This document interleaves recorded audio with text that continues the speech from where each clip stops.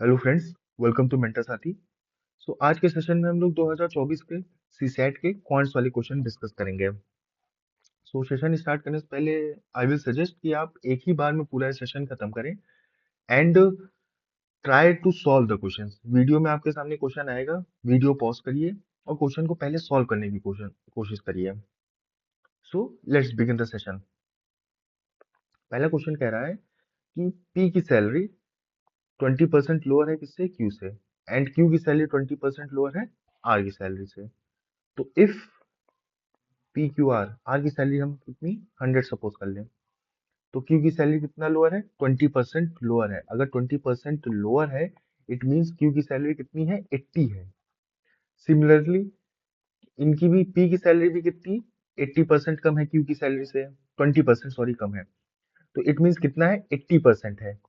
Q की salary का कितना है, 80% है। तो 80% ऑफ 80 कितना होगा, 64 होगा।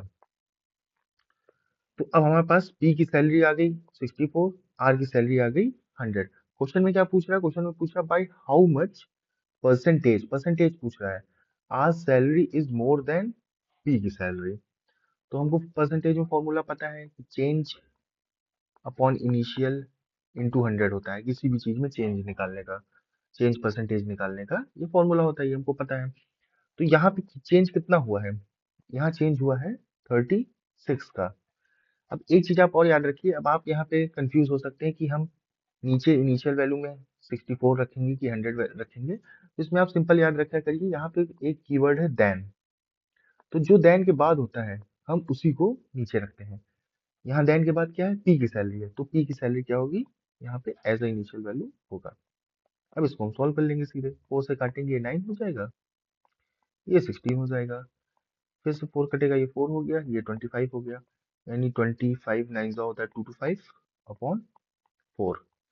4 से काटिए 5, ये 2 बचा, ये 6 एंड 0.25, तो 56.25 इसका आंसर हो गया। सो नंबर सिस्टम तो हमारा बहुत इंपॉर्टेंट है ही है, लेकिन 2024 में percentage and ratio proportion, percentage and ratio proportion एक ही टॉपिक होता है, हम इसको एक ही में पढ़ सकते हैं। इससे लगभग 7 से 8 क्वेश्चन आए हुए हैं 2024 में ही खाली। अभी मैं आपको सॉल्व कराता हूँ, ये पहला क्वेश्चन है। दूसरा क्वेश्चन देखिएगा, सेम इसी तरीके का है, 2024 का ही, वो भी जो है रेशियो एंड परसेंटेज से ही आया है। मैंने क्वेश्चन नंबर डाल रखा है यहाँ पे, क्वेश्चन नंबर 26। ये सेट ए का क्वेश्चन नंबर 26 है, आप इसको देख सकते हो। अगला क्वेश्चन जो है सेट ए में 47 नंबर का क्वेश्चन था, एंड हम इसको सॉल्व करते हैं। कह रहा a person buys 3 article P Q R for 3330 का। पर्सन पी को 25% मोर देन आर, आर को पड़ा ये 20% ज्यादा का देन क्यू। सेम वही क्वेश्चन है, यहाँ पे क्या था, पी का लोअर था क्यू से, क्यू का लोअर था आर से। यहाँ भी सेम क्वेश्चन है, देखिए। फिर P cost 25% more than R, P का 25% मोर देन आर है, आर का कॉस्ट 20% मोर देन क्यू है। तो हम क्यू को क्या करेंगे, 100 सपोज कर लेंगे। अगर क्यू 100 है तो 20% ज्यादा पड़ रहा है आर को, तो यानी आर को कितना पड़ेगा, 120 रुपए पड़ेगा। And cost 25% more than R, P को 25% मोर देन आर पड़ रहा है। अगर 25% मोर देन आर पड़ रहा है मतलब कितना पड़ रहा है, 100 वाली चीज 25 में पड़ रही है। और आर को कितनी पड़ रही थी, 120 की पड़ रही थी। हम इसको सॉल्व कर लेंगे, ये 6 हो गया और ये 25। तो ये पड़ रही है इनको 150 की। अब इसको थोड़ा शॉर्ट में ले आते हैं, तो 15:12:10, ये पी आर और क्यू को इतने का कॉस्ट पड़ रहा है। तो क्वेश्चन में देखिए हमारे पास गिवन क्या है, हमारे पास गिवन है कि पर्सन के जो 3 आर्टिकल्स हैं पी क्यू आर, वो कितने के हैं, टोटल कितने का पड़ रहा है, 3330 का पड़ रहा है। यानी कि P plus Q plus R तीनों मिला के कितने का पड़ रहा है, 3330 का। लेकिन जो हमारे पास रेशियोज आए हैं वो पी को 15 यूनिट का पड़ रहा है, क्यू को 12 यूनिट का पड़ रहा है और आर को 10 यूनिट का पड़ रहा है। तो अगर हम तीनों को मिला लें तो ये कितने यूनिट का हो जाएगा, 15 12 27 10, 37 यूनिट का हो जाएगा। यानी 37 यूनिट किसके बराबर है? 3330 के बराबर है। तो एक यूनिट की वैल्यू कितनी हो गई? 3330 बटे 37। तो ये काटेंगे हम, इंटू 3 कर लेते हैं, इंटू 3 कर लेते हैं, ये हो गया 30, यानी एक यूनिट की वैल्यू हो गई 90। यहाँ पे मैंने क्या किया, ये 37 इंटू 3 किया।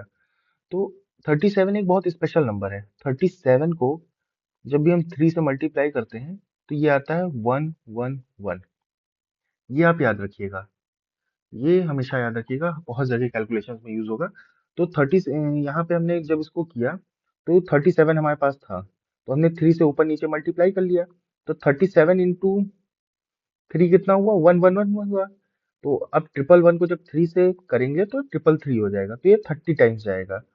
एंड ये 30 इंटू 3 कितना हो गया? 90 हो गया। तो ये जस्ट इजिली सॉल्व करने का तरीका था। तो एक यूनिट की वैल्यू कितनी आई? 90 आई। हमसे क्या पूछ रहा है? What is the cost of P? तो पी कितना यूनिट है? 15 यूनिट है। तो 15, एक यूनिट की वैल्यू 90, तो 15 यूनिट की वैल्यू हो गई 15 गुणे 90। 15 9 यहाँ होता है 135, यानी 1350 इसका आंसर होगा। रेशियो प्रोपोर्शन के सवाल एंड परसेंटेज के सवाल ऐसे ही सॉल्व होते हैं। अगर आप इनको एक्स मान के कर रहे हो तो भी आप कर लोगे। जैसे आपने यहाँ पे रेशियो निकाल लिया इनका, आप यहाँ पे क्या कर सकते थे? 15x, 12x और 10x। बचपन में ऐसे ही करते थे हम लोग, तो वही हमने भी किया है। 15x, 12x, और इन तीनों को जोड़ेंगे तो तीनों को जोड़ के कितना? यही तीनों को जोड़ के हमने 37x लिख दिया है। 37x की जगह हम यूनिट मान के कर रहे हैं। So to make the calculation easier, हमने यहाँ पे 37 इंटू 3 कर दिया था। अगर आपको परसेंटेज एंड रेशियो प्रोपोर्शन की क्लास चाहिए तो आप बताइए, मैं पूरा एक ही लेक्चर में आपको पूरे सारा जितने कंसेप्ट हैं इसके वो मैं पढ़ा दूंगा। एंड जितने भी पीवाईक्यूज आप तक आए हैं परसेंटेज एंड रेशियो प्रोपोर्शन के, मैं उसको भी कवर कर दूंगा।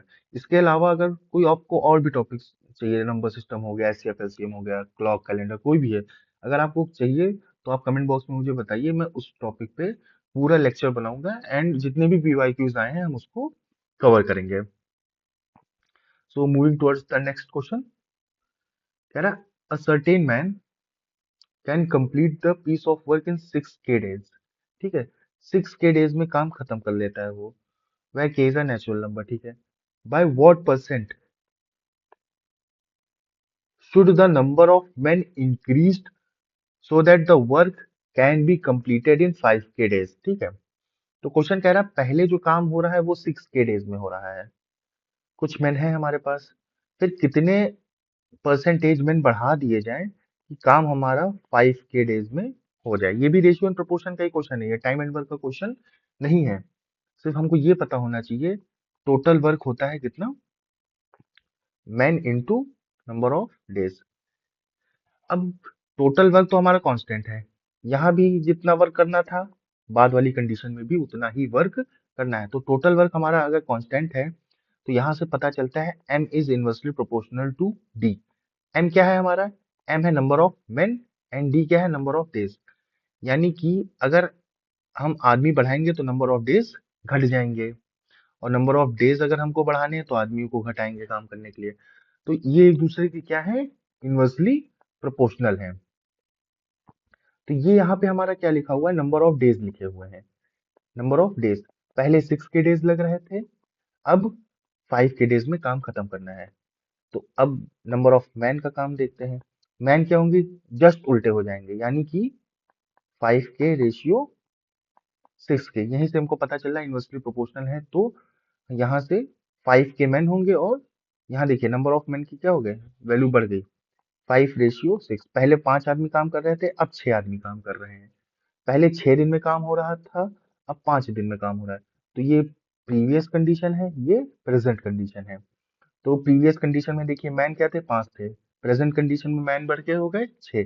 कितने यूनिट मैन बढ़े? 1 यूनिट मैन बढ़ा। तो मैंने अभी आपको चेंज का फॉर्मूला बताया था, चेंज परसेंटेज क्या होता है? Change upon initial into 100। तो इनिशियली क्या थे? 5 थे, और चेंज कितने का हुआ है? 1 का चेंज हुआ है, अपॉन 5 इंटू 100, यानी 20% आंसर आएगा इसका। क्लियर हुआ? सो moving towards the next question. Next question कह रहा है कि एक नंबर को 4 से डिवाइड करना था। नंबर को क्या करना था, 4 4 को 4 से मल्टीप्लाई करना था, उसकी जगह हमने 4 से डिवाइड कर दिया है। तो नंबर हम क्या सपोज कर ले, हम यहाँ पे x भी सपोज कर सकते हैं, नंबर को 1 भी सपोज कर सकते हैं, हम कुछ भी सपोज कर सकते हैं। बट हम सपोज करेंगे 4। क्यों? क्योंकि 4 से ही डिवाइड हो रहा है, 4 से ही मल्टीप्लाई हो रहा है, तो हम एक नंबर 4 को 4 सपोज कर लेते हैं। तो नंबर मिस्टेकनली डिवाइडेड बाय 4। तो नंबर क्या, अगर डिवाइड बाय 4 करेंगे तो 1 होगा। इंस्टेड ऑफ मल्टीप्लाइंग बाय 4, उसको 4 से मल्टीप्लाई करना था। तो फाइनल वैल्यू हमको पता है, चेंज क्या होता है, final minus initial upon initial into 100 होता है, यही एक फॉर्मूला होता है। तो फाइनल वैल्यू क्या होनी चाहिए, यहाँ फाइनल वैल्यू यहाँ पे क्या है, 1 है। कैसे पता?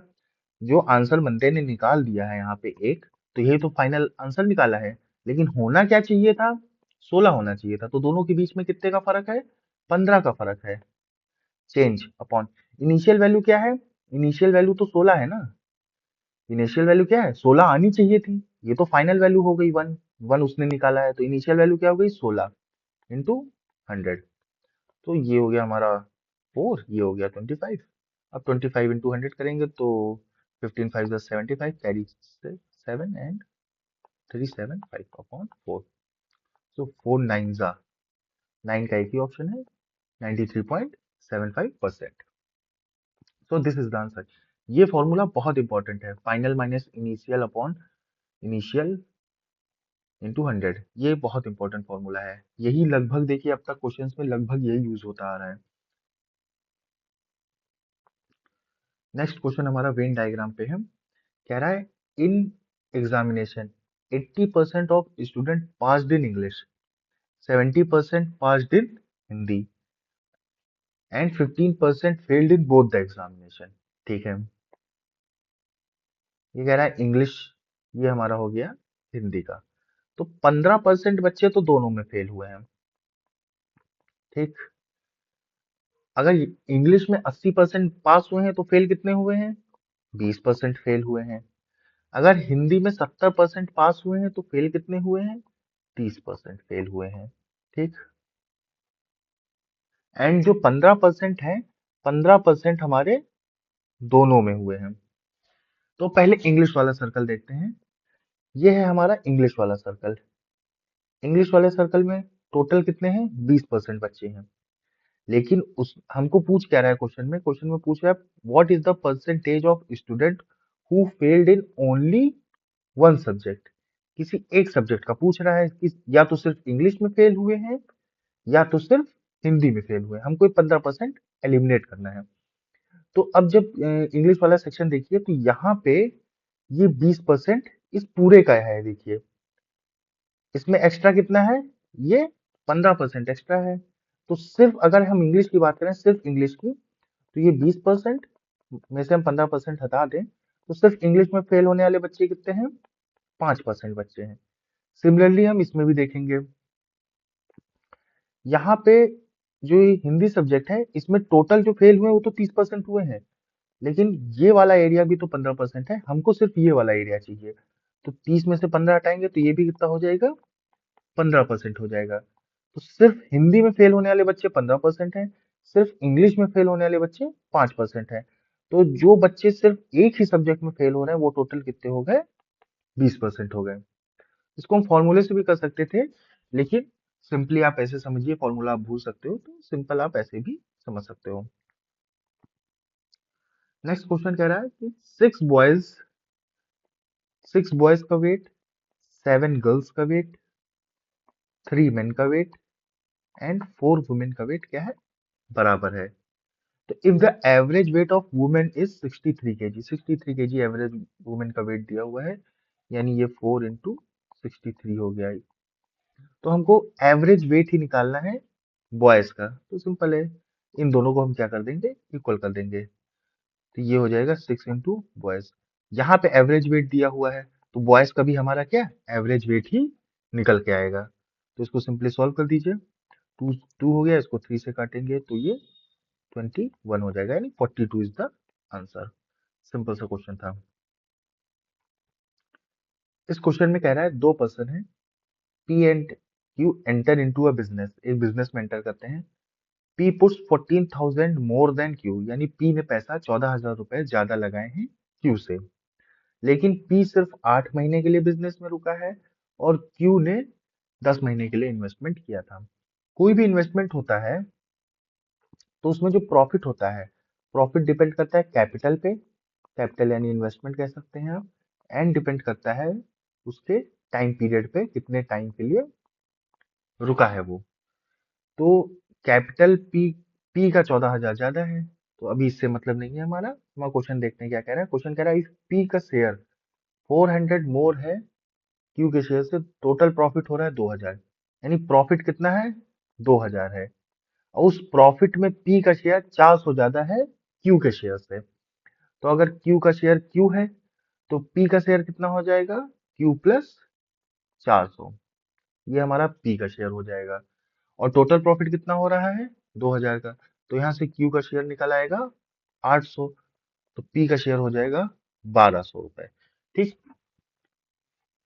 हमको ये फॉर्मूला पता है कि profit equal to capital into time होता है। तो प्रॉफिट हमने दिया, ये किसका, ये प्रॉफिट हो गया पी का, ये प्रॉफिट हो गया क्यू का। तो यानी कैपिटल जो पी ने लगाया इंटू टाइम जो पी का था, अपॉन कैपिटल जो क्यू ने लगाया इंटू टाइम जो, जितने टाइम के लिए क्यू था। अब सबकी वैल्यू पुट कर देंगे। पी का प्रॉफिट कितना है, 1,200 है, तो 1,200 अपॉन क्यू का प्रॉफिट 800 है, इंटू कैपिटल, हम अभी इस कैपिटल की तरह लिखे रहेंगे। टाइम कितना था, पी आया था 8 महीने के लिए एंड क्यू आया था हमको 10 महीने के लिए। ये जीरो जीरो कैंसल आउट हो गए, ये 4 से हम काट देंगे इसको, 4 3 जा 12, 4 2 जा 8, इसको 2 से काट देंगे, 4 जा एंड 5 जा। तो यानी कि यहाँ से क्या निकल के आया, क्रॉस मल्टीप्लाई कर दीजिए तो जो सीपी का का कैपिटल था और क्यू का जो कैपिटल था उसका रेशियो कितना निकल के आया, 5 या 15 और 4 दूनी 8, 15:8 का निकल के आया। अब कह रहा है कि पी ने 14,000 रुपए ज्यादा लगाए थे क्यू से। यहाँ से हमको रेशियो पता चल रहा है कि दोनों ने 15:8 रेशियो में पैसा लगाया है, पी और क्यू ने। तो जब पी और क्यू ने 15:8 रेशियो में पैसा लगाया तो यहाँ से पी ने कितने यूनिट पैसा ज्यादा लगाया है, पी ने 7 यूनिट पैसा ज्यादा लगाया है। और इस 7 यूनिट की वैल्यू कितनी है, 14,000 रुपए है। तो एक यूनिट की वैल्यू कितनी हो गई, 2,000 रुपए। हमसे क्वेश्चन में क्या पूछ रहा है, what is the capital invested by P, P ने कितना डाला था। तो पी का कितना यूनिट है, 15 यूनिट है, तो 15 × 2,000 कितना हो जाएगा, 30,000 हो जाएगा पी का इन्वेस्टमेंट। तो यहाँ भी देखिए हमारा रेशियो प्रोपोर्शन का ही कंसेप्ट लगा हुआ है। तो रेशियो प्रोपोर्शन एंड परसेंटेज बहुत इंपॉर्टेंट है, आपको इसके बेसिक्स क्लियर कर लेने चाहिए हर हाल में। सो नेक्स्ट क्वेश्चन देखते हैं क्या है हमारा, what is the percentage of water must be mixed with Honey so as to gain 20% by selling the mixture at cost price। ये सिर्फ और सिर्फ कॉमन सेंस का क्वेश्चन है, इससे इजी क्वेश्चन इस पूरे पेपर में कोई भी नहीं है, कोई भी नहीं है। सीधे सीधे कह रहा है कि वो जितने का हनी खरीद के ला रहा है, अगर वो 100 रुपए का हनी खरीद के ला रहा है और 100 रुपए में ही बेचे दे रहा है, तो भैया फिर भी 20% का प्रॉफिट कमा रहा है। यानी उसमें क्या मिला रहा है, वो पानी मिला रहा है। और पानी कितना मिला रहा है, 20%। तो यानी कि जब वो जितने का खरीद के ला रहा है उतने का ही बेच रहा है, तो उसमें अगर वो 10% पानी मिलाएगा तो उसको प्रॉफिट कितने का होगा, 10% का ही प्रॉफिट होगा। 100 रुपए वाली चीज, 100 रुपए का दूध तुम 100 रुपए में ही बेचोगे, तो अगर तुमने उसमें 1 लीटर पानी मिलाया है तो 1 लीटर पानी का ही, 1 लीटर दूध का ही तो प्रॉफिट हुआ।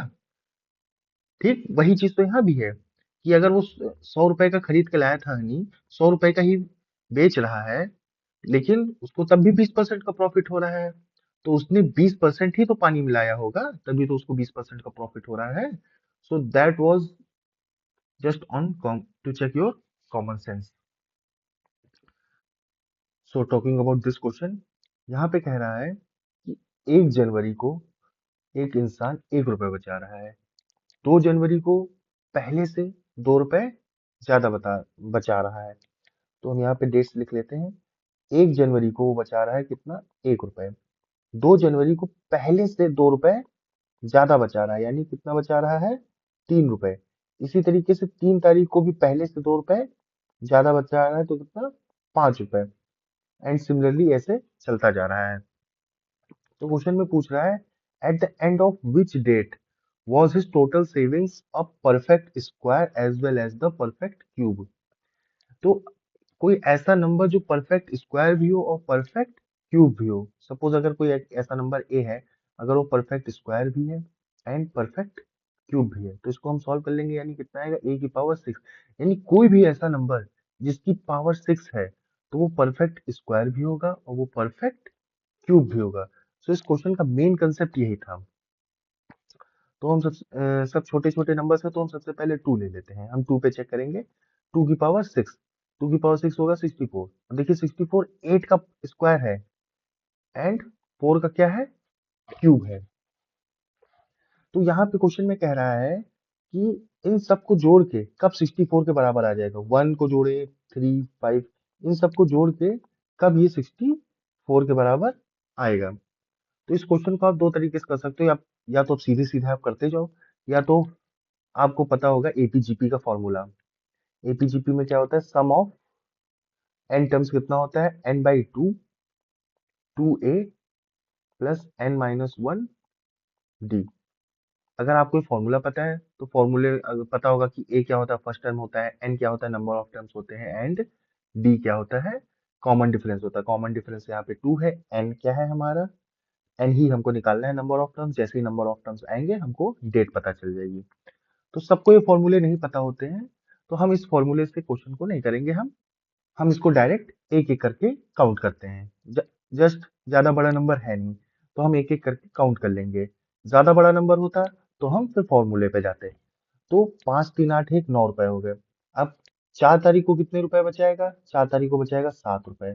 5 तारीख को कितने बचाएगा, 9 रुपए। 6 तारीख को कितने बचाएगा, 11 रुपए। 7 तारीख को कितने बचाएगा, 13 रुपए। अब यहाँ पे हम काउंट करके देख लेते हैं। तो 5, 3, 8, 1 9, और 11, 9 हो गए कितना, 20। ये मिला के 20 रुपए हो गए। और 9, 7 होता है 16, तो यानी 20 + 16, ये 36 रुपए हो गए यहाँ पे, और ये 13 रुपए और, तो ये हो गए 49 रुपीज। अब 8 तारीख को कितने होंगे, 15 रुपए होंगे। यानी 49 में हम 15 जोड़ देंगे तो कितना हो जाएगा, 64 रुपए बन जाएंगे। एंड 64 रुपए क्या, परफेक्ट स्क्वायर भी है और परफेक्ट क्यूब भी है। तो 8 तारीख को वो अचीव कर पाएगा ये। तो 8 जनवरी इज द करेक्ट आंसर। हम इसको एक बार फॉर्मूले से भी सॉल्व करके देख लेते हैं। तो फॉर्मूले में क्या था हमारा, एस क्या था, n/2 2a plus n-1 d। हमारा a क्या था, 1 था, n ही हमको निकालना है। एंड सम कितना आ रहा है, 64 आ रहा है। तो 2 × 1, n हमको निकालना है। एंड कॉमन डिफरेंस कितने का था, ये देखिए 2 रुपए, यानी दो ही कॉमन डिफरेंस है। अब इसको सॉल्व कर लीजिए, ये हो जाएगा 64 = n/2। ये हो गया 2 + 2n-2, तो 2 कैंसल आउट हो गए, एंड ये 2 इससे कैंसल आउट हो जाएगा, यानी n² हो गया 64। तो नंबर ऑफ टर्म्स कितने हो गए, 8। अब नंबर ऑफ टर्म्स 8 हो गए। 1 जनवरी को वो 1 रुपए बचा रहा था, तो यानी कि वो कितने तक जाएगा, 8 तक जाएगा। इसी तरीके से 3, 5, इसी तरह कितने टर्म्स तक जाएगा, 8 तक जाएगा। एंड इसी इट मीन्स ये भी कहाँ तक जाएंगी, डेट 8 तक जाएंगी। तो इससे जो है हमारा फॉर्मूले से आसानी से 8 जनवरी से एक बार में आंसर आ जाता। So this was about the AP GP concept कह सकते हैं, या फिर आप कह सकते हैं डायरेक्ट जो है आप कर सकते थे। नेक्स्ट क्वेश्चन देखते हैं। इस क्वेश्चन में कह रहा है, in this expression 5, 4, 3, 2, 1 is chosen from each at most 2 times, what is the smallest non negative number. यानी हमारे पास ये दिया रखा है, 5 दिया है, 4 दिया है, 3 दिया है, 2 दिया है, 1 दिया है। हमको प्लस माइनस और मल्टीप्लाई इनको इस तरह एडजस्ट करना है इनके बीच में कि हमको एक नॉन निगेटिव नंबर बन जाए, एक नॉन निगेटिव मिनिमम नंबर बनाना है हमको इससे। तो अगर हमको मिनिमम नंबर बनाना है तो हम सबसे पहले कौन सा साइन डालेंगे? माइनस। प्लस डाल नहीं सकते, मल्टीप्लाई डाल नहीं सकते, सो सबसे पहले क्या डालेंगे? माइनस। एक साइन को हम कितनी बार यूज कर सकते हैं? 2 बार, तो एक बार और माइनस यूज कर लेंगे। अब यहाँ पे देखिए क्या डाल सकते हैं, 3 और 2, या तो प्लस डालेंगे या तो मल्टीप्लाई डालेंगे। अगर 3 और 2 को मल्टीप्लाई करेंगे तो 6 आएगा, प्लस करेंगे तो 5 आएगा। हमको क्या बनाना है? मिनिमम बनाना है, तो हम प्लस की तरफ जाएंगे। सिमिलरली यहाँ भी 2 और प्लस करेंगे तो 3 आएगा, 2 और मल्टीप्लाई बाई 1 करेंगे तो 2 आएगा। हमको मिनिमम बनाना है, तो यहाँ पे हम क्या कर देंगे? मल्टीप्लाई वाला डाल देंगे। तो बस इसको सॉल्व कर लेते हैं। ये क्या हो गया? 2 हो गया। तो 5 2 7, 7 - 7, 0 is the correct answer. So next question देखते हैं। कह रहा है XYZ can complete a work in 6 hours, 8 hours and 8 hours, ठीक है, रेस्पेक्टिवली। यानी X है, Y है और Z है। ये लोग, X 6 घंटे में काम कर सकता है कोई भी, वही सेम काम Y 8 घंटे में करेगा और Z भी 8 घंटे में करेगा। तो इससे हमको टोटल वर्क हम निकाल लेंगे कि टोटल वर्क कितना है। तो इसका एलसीएम ले लेंगे, 6 और 8 का एलसीएम होगा 24। तो यानी 24 is the total work. And 6 घंटे में एक्स इसको कर लेता है, तो यानी 1 घंटे में कितने यूनिट काम करेगा? 4 यूनिट। वाई 1 घंटे में कितना यूनिट काम करेगा? 3 यूनिट। जेड 1 घंटे में कितना काम करेगा? 3 यूनिट। तो क्वेश्चन क्या कह रहा है? However only 1 person at a time can work each hour यानी 1 घंटे में एक ही आदमी काम कर सकता है, ठीक। And nobody can work for consecutive 2 hours, यानी कि 1 घंटा काम करेगा एक्स, फिर 1 घंटे काम करेगा वाई, या फिर आप कह सकते हो जेड, कोई भी काम करेगा। तो ये आदमी अगले नेक्स्ट घंटे काम नहीं कर सकता है, कॉन्जिक्यूटिव नहीं कर सकता है।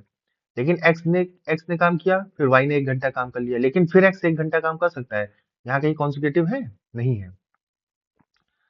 तो क्वेश्चन में ये कह रहा है कि कॉन्जिक्यूटिव 2 घंटे कोई काम नहीं कर रहा है, एंड सब लोग काम कितना कर रहे हैं? 1 1 घंटे कर रहे हैं।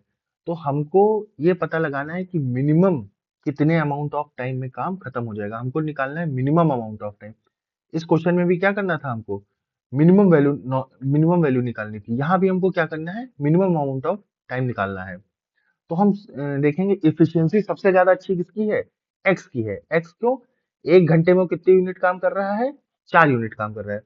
तो जो फर्स्ट आवर है वो हमने करा लिया एक्स से, तो यानी हमारा 4 यूनिट काम हो गया। टोटल यूनिट काम कितना है? 24 यूनिट काम होना है।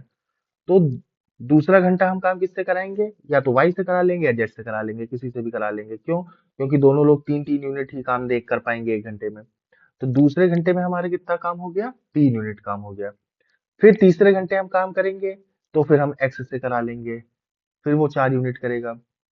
फिर हम क्या करेंगे? फिर वाई या जेड किसी से भी करा लेंगे, तो वो 3 यूनिट काम होगा। तो 4 3 7, 4 3 7, 14 यूनिट काम हो चुका है। फिर एक बार और रिपीट कर दीजिए, ये एक्स करेगा और ये वाई करेगा।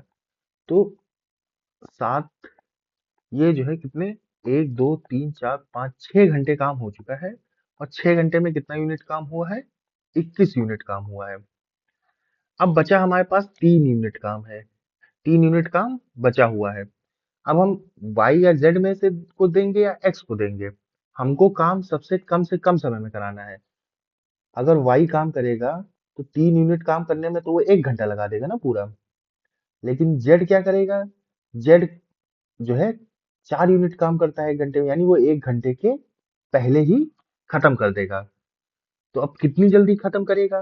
तो y जो है 4 यूनिट काम कर रहा है 1 घंटे में, यानी 60 मिनट में। तो 1 यूनिट काम वो कितनी देर में कर रहा है? 15 मिनट में। तो उसको कितना यूनिट काम करना है? खाली 3 मिनट, 3 यूनिट ही तो करना है। 3 यूनिट वो 45 मिनट में निपटा देगा। तो यानी कि 45 मिनट और काम करना पड़ेगा एक्स को। 6 घंटे काम पहले हो चुका था, 6 घंटे में 21 यूनिट निपट गए थे। अब ये बचे हुए 3 मिनट के लिए 45 मिनट एक्स और लेगा। तो आंसर आ जाएगा हमारा 6 आवर 45 मिनट। हमको मिनिमम निकालना था। तो ये इस तरह सॉल्व होगा। क्वेश्चन कह रहा है कि how many consecutive zeros are there at the end of the integer obtained in the product, यानी ये प्रोडक्ट है, इसमें हमको निकालना है कि लास्ट में कितने जीरोस होंगे, यानी जीरो को काउंट करना है। तो नंबर ऑफ जीरो काउंट करने का तरीका क्या होता है? नंबर ऑफ जीरो काउंट करने के लिए हम 2 × 5 को गिनते हैं, यानी अगर 2 और 5 को मल्टीप्लाई करेंगे तो 10 बनेगा, तभी तो एक जीरो आएगा, यानी एक 5 है, एक 2 है, तब एक जीरो है। वही अगर 2 5 है और 2 2 है तो कितना होगा? ये 25 हो जाएगा, ये 4 हो जाएगा, यानी कि 100 हो जाएंगे। तो यहाँ नंबर ऑफ 5 और नंबर ऑफ 2 कितने थे? 2 2 थे, तो कितने जीरो है? 2 जीरो है। यानी कि अगर हमको नंबर ऑफ जीरो काउंट करना है तो हम 2 × 5 के कितने पेयर बन रहे हैं ये हम काउंट कर लें सीधे सीधे। अगर हम यहाँ 2 काउंट करने बैठेंगे तो बहुत ज्यादा 2 निकलेंगे, तो हम क्या करते हैं? हम 5 काउंट कर लेते हैं। क्वेश्चन देख के पता चल ही रहा है कि 5 की वैल्यू 2 से क्या होगी? कम होगी। अब पेयर बनाने के लिए हमको 2 और 5 चाहिए। हम 2 को काउंट करने बैठेंगे तो बहुत टाइम लग जाएगा, तो हम क्या करेंगे? 5 को काउंट कर लेंगे और हमको पता चल जाएगा कितने पेयर हैं। तो 5 कैसे काउंट होंगे? यहाँ पे सीरीज क्या चल रही है ये भी देखने का वाली बात है। 1 की पावर 2 है, 2 की पावर 4 है, 3 की पावर 6 है, 25 की पावर क्या है? 50 है, यानी जो नंबर है उसका जस्ट डबल उसका पावर लगा हुआ है। तो अब हमको 5 गिनना है, तो 1 2 3 4, अब आएगा यहाँ पे 5। 5 एक बार 5 में आएगा, यानी 5 की पावर 10 होगी। फिर अगला 5 कहाँ एग्जिस्ट करेगा? 10 में एग्जिस्ट करता है अगला 5, यानी 10 की पावर 20 होगी। फिर 15 में एग्जिस्ट करता है, 15 की पावर 30 होगी। फिर 20 में होगा, 20 की पावर 40 होगी। फिर 25 की पावर 50 है। यहाँ से कितने 5 निकल के आए? 10 5 निकल के आए। नंबर ऑफ 5 हम काउंट कर रहे हैं, नंबर ऑफ 5 कितने? 10 हो गए। यहाँ भी कितने हैं? 2 × 5 की पावर 20 है, तो यहाँ से कितने? 20 निकल के आए। यहाँ से कितने निकल के आए? 3 × 5 करेंगे, ये 30 हो जाएगा, ये 30 हो जाएगा, तो यहाँ से कितने? 30 निकल के आए। यहाँ से कितने निकल के आए? 5 × 4 है, तो ये 40 पावर है, तो यहाँ से 40 5 निकल के और आ गए। यहाँ पे क्या है? यहाँ 5 × 5 है, तो 5 × 5, ये भी 50, ये भी 50, तो यहाँ से कितने निकल के आए? 100 निकल के आए। अब हम गिन लेते हैं, ये 100 हो गया, 140 170 190 और 200। तो नंबर ऑफ जीरोस कितने होंगे? इसको अगर आप मल्टीप्लाई करोगे तो आखिरी में कितने जीरो होंगे? 200 जीरो होंगे। सो moving towards the next question. Next question कह रहा है कि 2 की पावर 333 प्लस 333 की पावर 222 किससे डिविजिबल होगा? अभी मैंने आपको बताया था एक क्वेश्चन में कि जो भी 37 × 3 क्या होता है? 1 1 1 होता है, ठीक है। अगर 37 × 3 इंटू अगर हम 2 कर रहे हैं तो क्या हो जाएगा? ये तो 1 1 1 होता है, इंटू 2, यानी 2 2 2 हो जाएगा। अगर हम 1 1 1 को 3 से करेंगे तो ये क्या हो जाएगा? 3 3 3 हो जाएगा। तो यहाँ से पता चलता है कि 37 × 3 में हम कोई भी नंबर लगा दे ए, तो वो क्या बन जाता है? ए बन जाता है। तो बस यही कंसेप्ट यहाँ पे क्या होगा? यूज होगा। अब ये क्वेश्चन को हम देख लेते हैं। 2 की पावर कितनी है? 3 है, प्लस 3 की पावर कितनी है? 2 है। यहाँ से हम क्या करेंगे? इसको ब्रेक कर लेंगे, तो ये 37 × 3 × 2 में ब्रेक होगा ये, है ना? की पावर 3 कर देते हैं, प्लस ये किसमें ब्रेक होगा? 37 × 3 × 3 में ब्रेक होगा। ये पावर कितनी हो गई? 2 हो गई। ये हम कॉमन ले लेंगे इतना, तो ये बचेगा 37 × 3 की पावर 3 सॉरी पावर 2 एंड कुछ यहाँ पे बचेगा हमारा 37 की पावर 1 बचा, एंड 3 की पावर 1 बचा, और 2 की पावर 3 बचा, एंड प्लस यहाँ क्या बचा? 3 की पावर 2। तो एक चीज तो क्लियर हो गया कि 37 और 3 से क्या होगा? ये डिविजिबल होगा। तो नॉट 37 ये ऑप्शन गलत हो गया, नॉट 3 ये गलत हो गया। अब तीनों से हो रहा है कि नहीं, अब पता चलते हैं। तो ये अब यहाँ पे हम निकालेंगे 2 से हो रहा है कि नहीं हो रहा है। तो 2 से डिवाइड होने के लिए किसी भी नंबर को क्या इवन होना पड़ता है। अब इवन है या ऑड है ये कैसे चेक करेंगे? तो एक कंसेप्ट होता है ऑड प्लस ऑड। अगर दो ऑड लोगों को हम जोड़ेंगे तो नंबर क्या बनेगा? इवन। अगर हम एक ऑड और इवन को जोड़ेंगे, फॉर एग्जांपल 7 और 8, तो क्या बनेगा?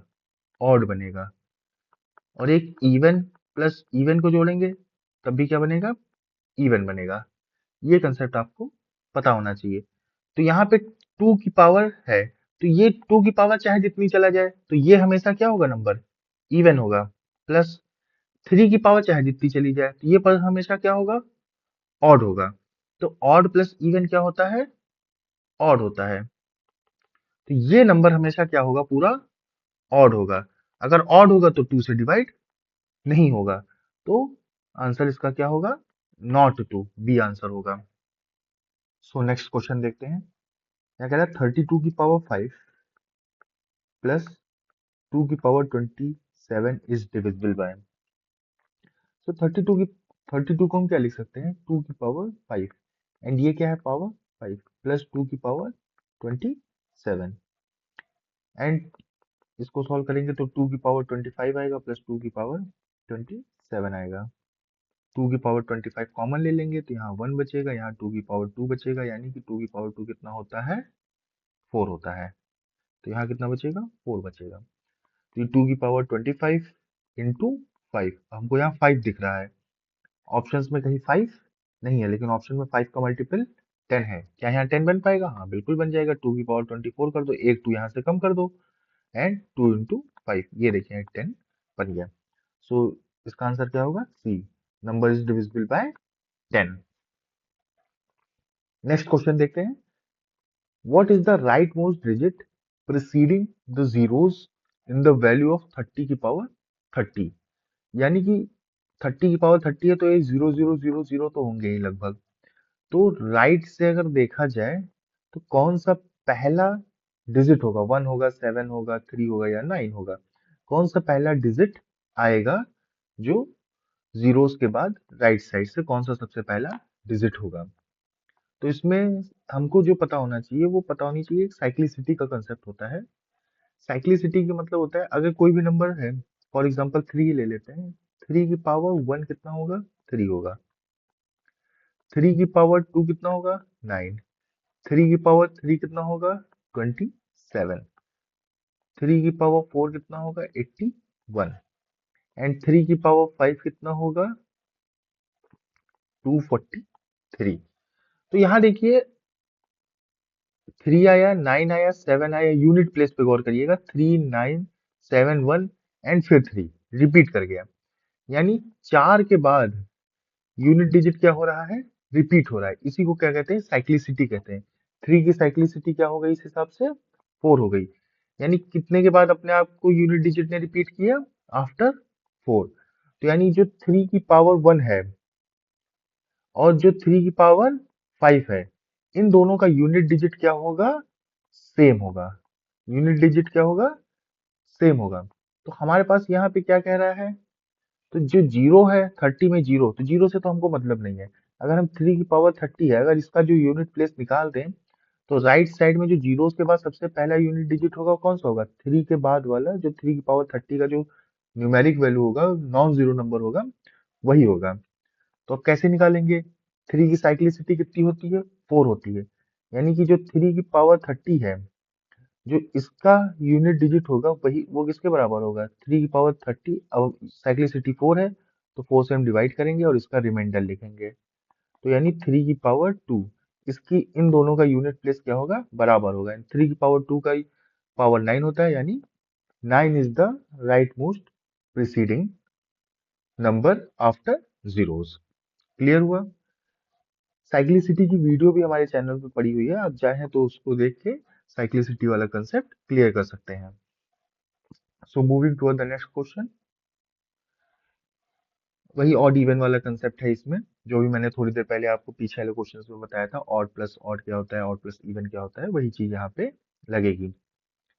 तो यहाँ पे कह रहा है पी एंड क्यू क्या है? ऑड है। ऑड कौन है? पी और क्यू है। एंड जो इवन है वो कौन से नंबर है? आर और एस है। तो अब इन स्टेटमेंट्स में देखना है कौन सा स्टेटमेंट सही है, कौन सा स्टेटमेंट गलत है। तो कोई भी नंबर हो, अगर उसको हम इवन नंबर से मल्टीप्लाई करेंगे तो वो इवन हो जाएगा। फॉर एग्जाम्पल 3 है, ऑड है, इवन से मल्टीप्लाई करेंगे इवन बनेगा। इवन इवन मल्टीप्लाई करेंगे तो इवन आना ही है। कोई भी ऑड नंबर ले लेंगे, उसको अगर हम इवन से मल्टीप्लाई कर रहे हैं तो क्या बन रहा है, इवन नंबर बन जाता है। What is even number? Any number divided by 2 is a even number. तो यहाँ पे क्यू क्या है हमारा, ऑड है, लेकिन एस क्या है हमारा, इवन नंबर है। तो ये एस इवन नंबर है, एस से सबको मल्टीप्लाई किया गया तो सब क्या बन गए, इवन बन गए। तो ये हमारा इवन नंबर हो गया, तो ये स्टेटमेंट सही हो गया। इसमें भी एस से सबको क्या किया गया है, मल्टीप्लाई किया गया है, and S is a even number, तो ये भी इवन नंबर है, स्टेटमेंट सही हो गया। अब इस क्वेश्चन में देखते हैं, Q प्लस आर का स्क्वायर और P प्लस एस। Q क्या है हमारा, ऑड है, प्लस R क्या है हमारा, इवन है। तो मैंने अभी बताया था आपको, ऑड प्लस इवन क्या होता है, 7 प्लस 8 क्या था, 15 था, तो ये क्या होगा, ऑड होगा। तो यानी ये नंबर निकल के आएगा ऑड। और कोई भी नंबर का ऑड का स्क्वायर करोगे तो भी क्या बना रहेगा, वो ऑड ही बना रहेगा। 3 का स्क्वायर करोगे 9 होता है, 7 का स्क्वायर करोगे 49 होगा। कोई भी ऑड नंबर का स्क्वायर करोगे तो वो ऑड ही होगा। अब P क्या है हमारा, P है हमारा ऑड, S क्या है हमारा, इवन। तो ऑड प्लस इवन क्या होता है, ऑड। तो यानी ऑड इंटू ऑड करोगे तो भी 7 इंटू 11 कर दो तो 77 होता है। तो ऑड इंटू ऑड करोगे तो क्या होगा, ऑड होगा। तो ये वाला भी हमारा क्या बनेगा, ऑड बनेगा, यानी ये स्टेटमेंट भी सही है। तो it is the 1 2 3 is the correct answer. Next question देखते हैं क्या कह रहा है। A can X contains 399 litre and a can Y contains 532 litre of diesel.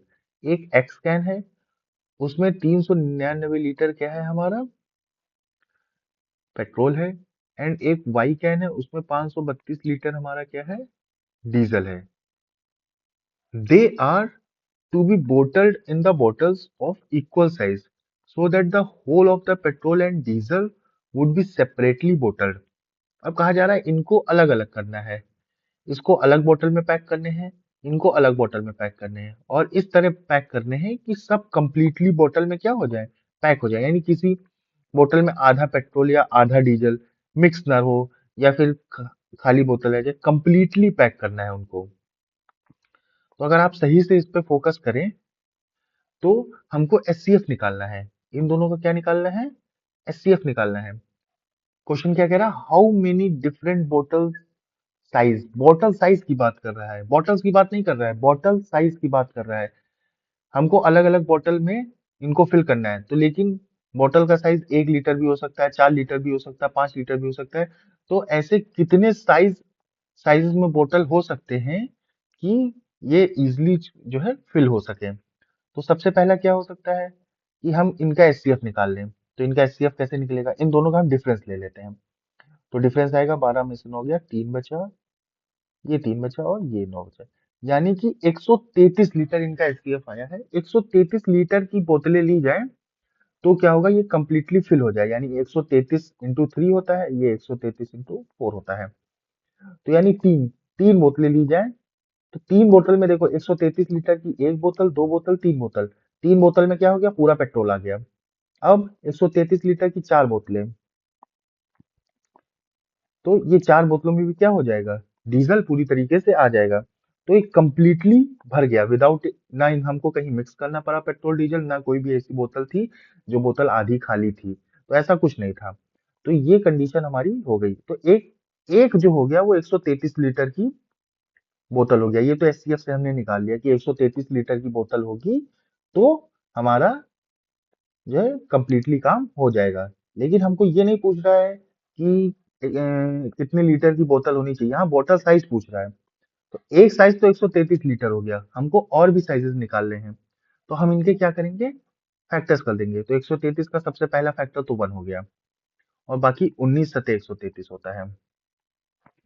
तो यानी 1 लीटर की बोतल हो, तो अगर 1 लीटर की 399 बोतल हो जाएंगी तो भी पेट्रोल आराम से भरा जाएगा।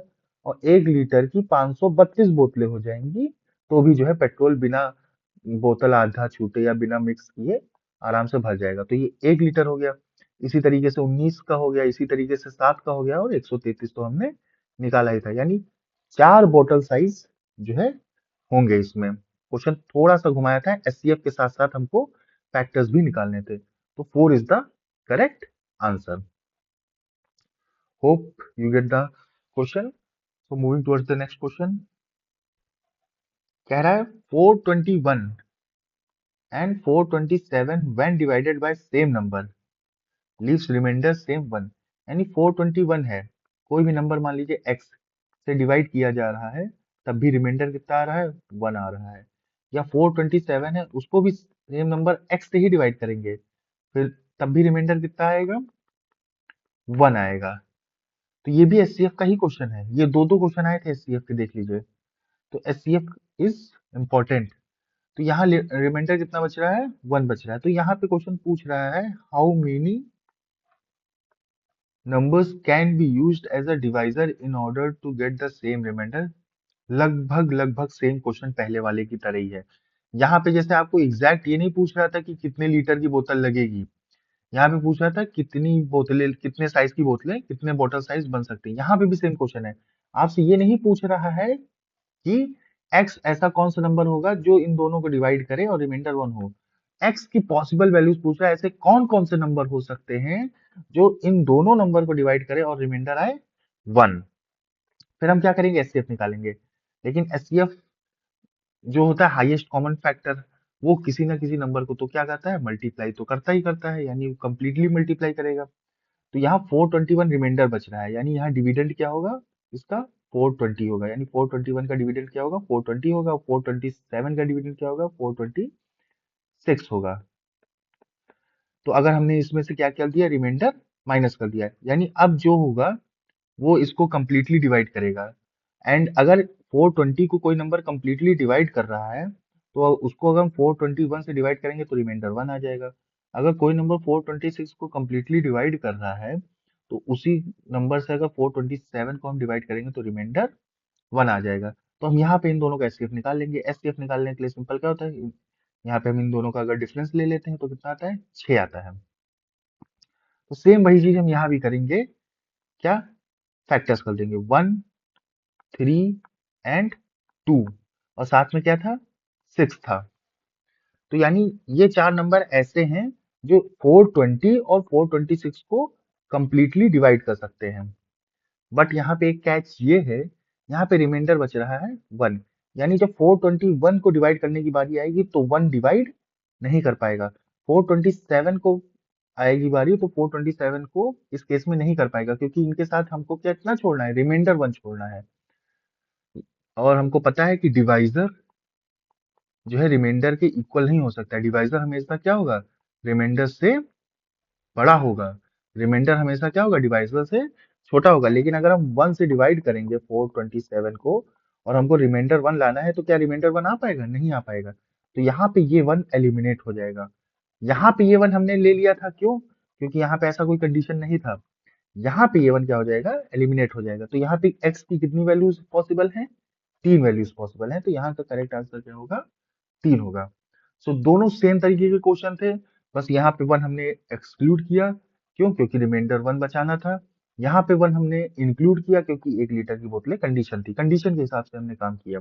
दोनों में रिमाइंडर एचसीएफ निकालने थे, लेकिन एचसीएफ के साथ साथ उनके फैक्टर्स निकालने थे।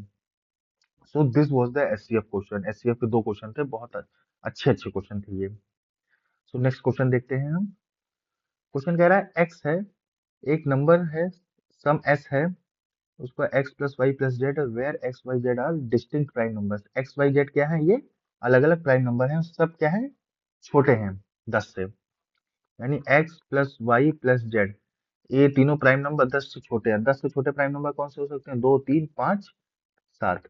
2 is the only even prime number, ये याद रखिएगा, 2 is the only even prime number and smallest prime number, ठीक। तो अब यहाँ पे कह रहा है हमको इनको कंडीशंस बनानी है। अब पहला कंडीशन क्या कह रहा था, यूनिट डिजिट कैन बी 0, बिल्कुल हो सकता है। 5, 3, 8, 2, 10, इन तीनों को जोड़ेंगे तो कितना आएगा, 10 आएगा। यूनिट डिजिट 0 हो गया। अब यहाँ पे हमको फिर ऑड, और ये कह रहा है कि यूनिट डिजिट पे क्या 9 आ सकता है, यूनिट डिजिट पे क्या 5 आ सकता है। तो यहाँ देखिए हमको ऑड बनाना है, फिर से हम एक वही कंसेप्ट लगाएंगे, यानी अगर एक हमारा इवन है, एक नंबर इवन है, दो इवन हो सकता है ना, ये इवन प्लस ऑड, तो ऑड ऑड को अगर हम जोड़ेंगे तो इवन आएगा। ठीक है, सात और अगर हम सात को जोड़ेंगे तो 14 होगा, या सात और 11 को जोड़ेंगे तो 18 होगा, यानी ऑड और ऑड को अगर हम जोड़ रहे हैं तो इवन आएगा, और इवन प्लस इवन को जोड़ेंगे हम तो इवन आएगा। ठीक, यानी कि हमको कंडीशन ऑड की बनानी है, लेकिन अगर हमने कहीं भी टू पुट कर दिया तो हमको दो ऑड नंबर तो रखने ही पड़ेंगे, तो यानी ये पूरा क्या कर देगा, एक इवन बना देगा इसको। तो इवन हम यहाँ पे हमको ऑड चाहिए, यानी कि एक्स वाई और जेड की वैल्यू क्या हो गई, 357 हो गई। तो अब यही हो जाएगा, यानी इन दोनों को जोड़ के क्या आएगा, 15 आएगा। तो यूनिट डिजिट पे क्या है, 5 है। तो 9 वैल्यू कभी हो ही नहीं सकती। क्यों नहीं हो सकती है, क्योंकि 2 हम कभी रख ही नहीं सकते हैं, रखने के लिए हमारे पास यही तीन वैल्यूज हैं। तो 9 कभी हो नहीं सकती है। बचा क्या, 0 बचा और 5 बचा। तो 1 and 3 is the correct answer. तो ये ऑड प्लस इवन, ये सब कंसेप्ट कितने इंपॉर्टेंट है आप देख रहे हैं, लगभग जो है हर दूसरे क्वेश्चन में ये कंसेप्ट लग रहा है आपका। सो टॉकिंग अबाउट दिस क्वेश्चन, तो एजेस का क्वेश्चन है ये। एजेस भी हमारा रेशियो प्रोपोर्शन पे है, तो रेशियो प्रोपोर्शन का देखिए एक और क्वेश्चन आ गया। कह रहा, a father said to his son, N years back I was as old as you are now. तो प्रेजेंट एज हम देख लेते हैं, यहाँ पे लिखेंगे एन इयर्स बैक। बात करते हैं यहाँ पे फादर की, यहाँ सन की। अगर सन की प्रेजेंट एज हम एस मान लेते हैं, तो एन ईयर्स बैक फादर क्या कह रहा है, I was as old as you are now, यानी एन ईयर्स पहले फादर की एज भी क्या रही होगी, एस रही होगी। ठीक है, तो फादर की प्रेजेंट एज कितनी हो गई, एस प्लस एन हो गई, और सन की एन ईयर्स एज पहले कितनी हो गई, एस माइनस एन हो गई। इसमें एक कंडीशन और कह रहा है, my present age is 4 times your age back, यानी कि प्रेजेंट एन ईयर्स बैक जितनी सन की एज थी, फादर की प्रेजेंट एज इससे 4 टाइम्स है। यहाँ पे कंडीशन बना लेंगे, यानी एस प्लस एन किसके बराबर है, ये फादर की प्रेजेंट एज है एस प्लस एन, ये सन के एन ईयर्स बैक के 4 टाइम्स है, यानी एस माइनस एन के कितने टाइम्स है, 4 टाइम्स है। क्वेश्चन में क्या कह रहा है आगे, if the sum of present age की बात कर रहा है, 130 है दोनों की प्रेजेंट एज, तो हमको दोनों के बीच की डिफरेंस निकालना है। ठीक है, तो यहाँ से हम कंडीशन बना लेते हैं, S plus N equal to कितना हो जाएगा, 4s माइनस 4n। हम इसको सॉल्व कर लें, तो ये 4s 4n इधर लिख लेते हैं, एंड इसको s प्लस n कर लेते हैं। ये n इधर जाएगा तो 5 हो जाएगा, s इधर आ जाएगा तो 3s equal to 5n। And ये s अपॉन n का रेशियो कितना हो गया, 5/3 का रेशियो हो गया।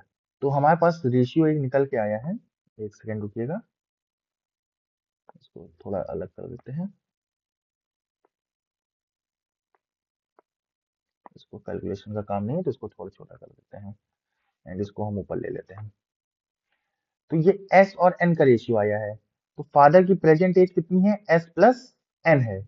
तो अगर हम एक रेशियो बना ले s upon s plus n, तो s प्लस n की वैल्यू कितनी है, s 5 यूनिट है, n 3 यूनिट है, तो ये हो गया 5 प्लस 3 8 यूनिट हो गया। ठीक है, हमने ऐसा क्यों किया, क्योंकि प्रेजेंट दिया हुआ है, sum of present ages of father and son की प्रेजेंट एज का सम दिया है, तो ये सन की एज हो गई, ये फादर की एज हो गई, तो इन दोनों का सम कितना हो गया, 13 यूनिट। अब ये 13 यूनिट किसके बराबर है, 130 के बराबर है। 13 यूनिट क्या है, प्रेजेंट एज ही तो है सन की और फादर की, और ओरिजिनली कितना दिया हुआ है, 130, 130 दी हुई है, तो 13 यूनिट किसके बराबर हो गई, 130 के बराबर। एक की वैल्यू कितनी हो गई, 10 हो गई। हमसे पूछ क्या रहा है कि what is the difference of their ages, तो डिफरेंस कितना होगा, डिफरेंस है 3 यूनिट का डिफरेंस है दोनों की एज में, तो ये हो गया हमारा 30 यूनिट, सॉरी 30 एज हो गया। 3 यूनिट की वैल्यू निकालनी थी हमको, तो 3 यूनिट की वैल्यू कितनी हो गई, 3 × 10 30 ईयर्स हो गया। तो A is the correct answer.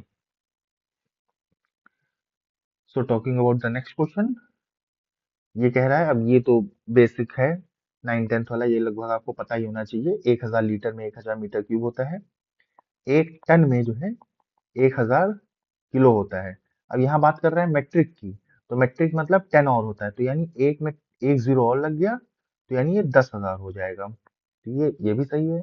And एक हेक्टेयर में कितना होता है? 10,000 मीटर स्क्वायर होता है, तो इसमें तीनों सही है। कह रहा है let X be a two digit number. एक एक्स क्या है? टू डिजिट नंबर है, तो हम टू डिजिट नंबर क्या मान लेते हैं? ए बी कह देते हैं। And Y is another two digit number formed by interchanging the digits of X. यानी वाई एक नंबर बना है, वो इनको इंटरचेंज करके बना है, वो बी ए होगा। तो ये क्वेश्चन करने से पहले आपको एक चीज पता होना चाहिए कि नंबर को हम एक्सप्रेस कैसे करते हैं। जैसे 23 लिखा है, तो 23 ये वंस पोजीशन है, ये टेंस पोजीशन है। तो टेंस पोजीशन है, इसका मतलब क्या होता है? 2 into 10। टेंस पोजीशन है तो 2 into 10, और ये वंस पोजीशन है तो 3 into 1। इसको हम ऐसे एक्सप्रेस करते हैं। तो ये होता है 20 + 3। ये इस तरह एक्सप्रेस किया जाता है। तो हम इसको भी कैसे एक्सप्रेस करेंगे? 10a + b। और इसको कैसे एक्सप्रेस करेंगे? 10b + a।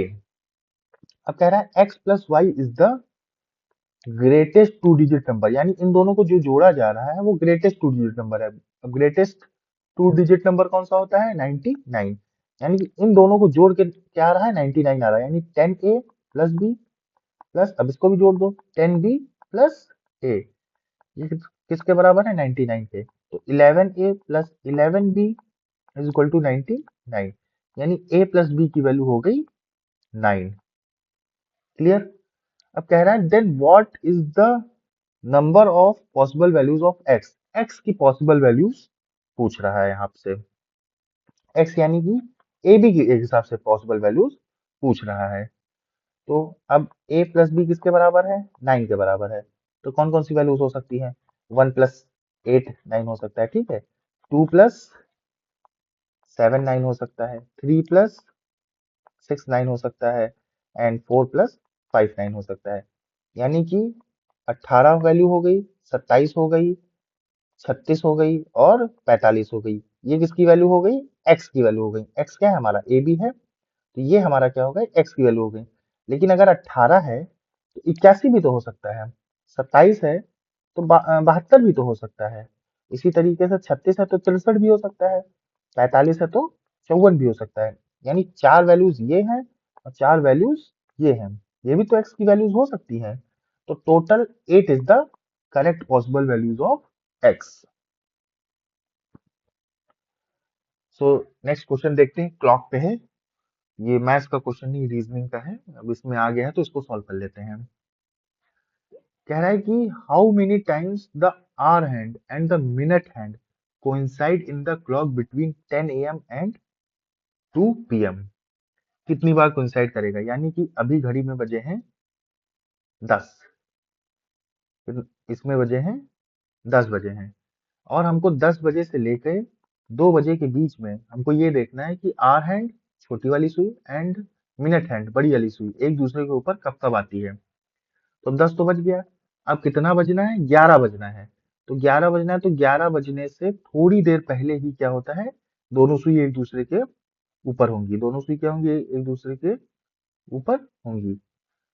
ये 11 बजने से पहले का समय है, यानी -11 हम कर लेते हैं, यानी 11 बजने से थोड़ा पहले एक दूसरे के ऊपर होंगी। ठीक। अब क्या हो गया? अब 11 बज गया। जब 11 बज गया तो लौट के क्या बजेगा? अब 12 बजेगा। तो करेक्ट 12 बजे भी क्या होंगी? एक दूसरे के ऊपर सुई होंगी। ठीक। अब 12 बज गया, अब 12 के बाद क्या बजेगा? एक। तो एक कुछ ऐसा बजता है, एक कुछ ऐसा बजता है। लेकिन अभी भी कोइंसाइड नहीं करी है। 12 यहाँ पे जब सुई थी 12 बजी थी, तो आगे चला तो ये 1 बजा ऐसे। अभी भी कोइंसाइड नहीं किया, तो यानी 1 बज के कुछ मिनट पे फिर से एक दूसरे को क्या करेंगी? कोइंसाइड करेंगी। फिर हम देखते हैं, अब कितना बजा? 2 बज गया। अब जैसे ही 2 बजा, तो अभी तक कोइंसाइड नहीं हुई है। अब कोइंसाइड होंगी 2 बज के 10 मिनट 11 मिनट कुछ कोइंसाइड होंगी। लेकिन हमको कहाँ तक निकालना था? हमको सिर्फ 2 बजे तक निकालना था। तो 11 बजे से लेके 2 बजे के बीच में यही 3 बार जो है एक दूसरे से कोइंसाइड हुई हैं। तो 3 is the correct answer. Clock का एक और क्वेश्चन है। दो क्वेश्चन आए हैं क्लॉक से। Minute hand and hour hand के बीच में आपको एंगल निकालना है, टाइम दिया, तो इसका तो सिंपल सिंपल फॉर्मूला होता है, फॉर्मूला आप लोग याद कर लीजिए, मॉड में 30h माइनस 11m/2, मॉड में ये डिफरेंस होता है। तो 30 यानी h क्या होता है, आर हैंड यहाँ 4 बजे हुए हैं, 4:25 का टाइम निकालना है, तो यानी 30 × 4, इनका हमको मॉड में वैल्यू निकालनी है, तो -11m/2, m की वैल्यू कितनी है 25/2, इसकी वैल्यू निकालेंगे तो 120 माइनस 11×25 = 55, और 11×2 = 22, 5 27/2 कर लेंगे, तो 120 -1 हो गया, 3 हो गया, 7.5, इन दोनों के बीच में डिफरेंस कितना आ रहा है, अब हम मॉड वाली वैल्यू लेते हैं, तो आ रहा 17.5 डिग्री का फर्क आ रहा है, तो C is the correct answer. तो ये भी एक इजी क्वेश्चन था। नेक्स्ट क्वेश्चन है कि the calendar of the year 2025 is same for, calendar का क्वेश्चन है, दो क्वेश्चन इससे पहले क्लॉक के थे एंड अब ये कैलेंडर का क्वेश्चन है। तो 2025 का कैलेंडर किससे सिमिलर होगा, तो इसमें आपको ये बातें याद रखनी है कि कोई भी लीप ईयर होता है, जो लीप ईयर आपको अपने आप को 28 ईयर्स बाद रिपीट करता है, यानी अगर मान लीजिए 2024 है, तो इसमें हम 28 ईयर्स और ऐड करेंगे, तो 2052 में अपने आप को ये कैलेंडर रिपीट करेगा। अगर कोई लीप ईयर +1 है, तो वो अपने आप को 6 साल में रिपीट करता है। अगर लीप ईयर +2 है, तो अपने आपको 11 साल में, एंड लीप ईयर +3 है, तो वो भी अपने आप को 11 साल में रिपीट करता है। ये अगर हम 2025 की बात करें, तो ये क्या है, लीप ईयर +1 है, यानी ये अपने आप को 6 साल बाद रिपीट करेगा। तो 2025 से 6 साल बाद क्या होगा, 2031 होगा। So that was about this. So moving towards next question. तो ये सीरीज है हमारी, इस सीरीज को सॉल्व करने का तरीका होता है, पहले हम देख लेते हैं इसमें कितने टर्म्स हैं, 1 2 3 4 5 6 7 8 9 10 11 12 13 14 15 16 17 18 19 20, 20 टर्म्स हैं इसमें। तो अब इसको या तो हम 4 इक्वल पार्ट्स में डिवाइड कर सकते हैं या 5 इक्वल पार्ट्स में डिवाइड कर सकते हैं। तो हम पहले बड़े वाले टर्म में जाते हैं कि हम 5 टर्म्स लेते हैं इसके, 1 2 3 4 5, 5 अब ये देखिए लास्ट में डी से खत्म हो रहा है, डी से खत्म हो रहा है, डी से खत्म हो रहा है, डी से खत्म हो रहा है, यानी हमने इसको इक्वली डिवाइड कर लिया है। यहाँ पे हमारा ए भी हो सकता है और बी भी हो सकता है, यहाँ हमको 2 भी दिख रहे हैं, बट यहाँ हमको एक ही भी दिख रहा है, यहाँ पे कितने बी हैं, 2। तो इससे पैटर्न ये क्लियर हो जाता है कि पहले बी ने अपने आप को यहाँ पे रिपीट किया है, इट मीन्स इससे पहले ए ने अपने आप को रिपीट किया होगा, यहाँ पे सी ने अपने आप को रिपीट किया होगा, यहाँ पे डी ने अपने आप को रिपीट किया होगा। तो क्या बनता है देख लेते हैं हम, यहाँ पे होगा A, double A B C D, इसी तरीके से यहाँ पे ए आएगा, फिर यहाँ पे सी अपने आप को रिपीट करेगा, तो A B double C D, यहाँ पे क्या होगा, ए बी सी, यहाँ डी अपने आप को रिपीट करेगा, तो डी हो गया। तो A C D, C is the correct option. इस क्वेश्चन में क्या कह रहा है कि एक बुक है जिसमें 260 पेजेस हैं, उसमें 5 कितनी बार यूज हुआ है, तो काउंटिंग ऑफ डिजिट का एक कंसेप्ट है, तो काउंटिंग ऑफ डिजिट में हम सब काउंट करेंगे कि कितनी बार 5 आया है, 1 से लेके 260 तक। तो 1 से लेके 260 तक करने से पहले हम पहले ये देख लेते हैं कि 1 से लेके 100 तक में 5 कितनी बार आता है, तो 5 आएगा, 5 में आएगा, फिर 15 में आएगा, फिर 25 आएगा, इसी तरीके से बढ़ता जाएगा, 35 45 55 65 75 85 एंड लास्ट में 95। तो अभी हम वंस पोजीशन वाली देखते हैं, कितनी बार 5 है वंस पोजीशन पे, 1 2 3 4 5 6 7 8 9 10, तो ये हो गए 10 बार। प्लस अब यहाँ पे हमारे 10th पोजीशन पे भी तो एक 5 है, ये वाला, इसको हम काउंट करेंगे इस वाली चीज में, 50 51 52 53, इसी तरीके से चलता जाएगा, 54 55 56 57 एंड 58 59। तो देखिए 9 5 ये हो गए और एक ये वाला 5 हो गया, 10 5 ये हो गए। तो यानी कि 1 से लेके 100 तक में कितने 5 यूज हो रहे हैं? 20 5 यूज हो रहे हैं। तो 1 से 100 तक होंगे कितने? 20। इसी तरीके से 100 से 200 तक कितने होंगे? 20। अब यहाँ पे ये नंबर है, इनके बगल में 1 ही 1 तो लग जाएगा। 100 के ऊपर ये 105 हो जाएगा, ये 115 हो जाएगा, 125 हो जाएगा, 135 हो जाएगा, या फिर ये 150 होगा, ये 151 होगा। तो बगल में 1 लग रहा है, तो इससे नंबर ऑफ 5 पे नहीं फर्क पड़ रहा है।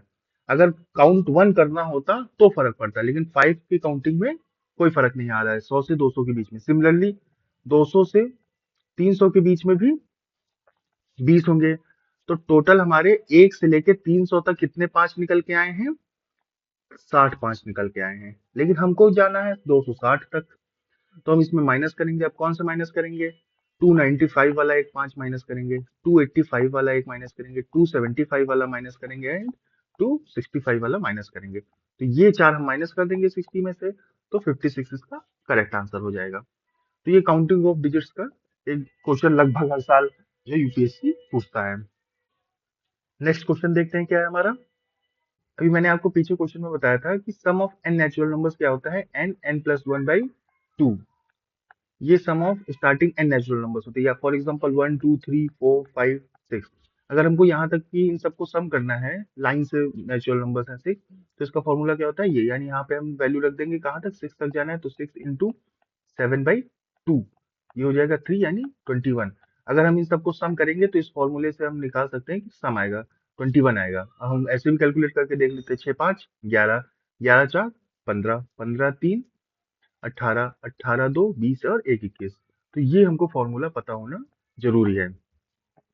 अब इस क्वेश्चन में क्या कह रहा है? क्वेश्चन में कह रहा है कि इस सीरीज के फर्स्ट 28 टर्म्स की हमको सम निकालना है।